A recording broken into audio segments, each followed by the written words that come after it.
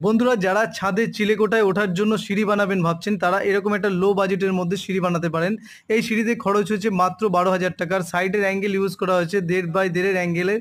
আর এই স্টেপগুলো করা হয়েছে 1 ইঞ্চি অ্যাঙ্গেলের। আর ওপরে কিন্তু 3 জো কোয়ার্টার পাতি লাগানো আছে। এই স্টেপগুলো আমরা কারখানার থেকে বানিয়ে নিয়ে এসেছি আর এখানে এসে ফিটিং করছি। আমরা দিনের বেলা আসিনি, আমরা যখন ফিটিং করতে এসেছিলাম তখন বাজে 3:30, তাই কাজটা করতে করতে প্রায় সন্ধ্যা হয়ে গেছে। আজকে শুধুমাত্র আমরা পয়েন্ট করেছি আর আগামী দিন এসে এটা সিঁড়িটা ফাইনাল করব। আর সাইডের যে রেলিংগুলো আপনারা দেখছেন এই রেলিংগুলো কিন্তু 3/4 স্কোয়ার পাইপ টাটা দিয়েছি আর ওপরে একটা রাউন্ড পাইপ দিয়েছি।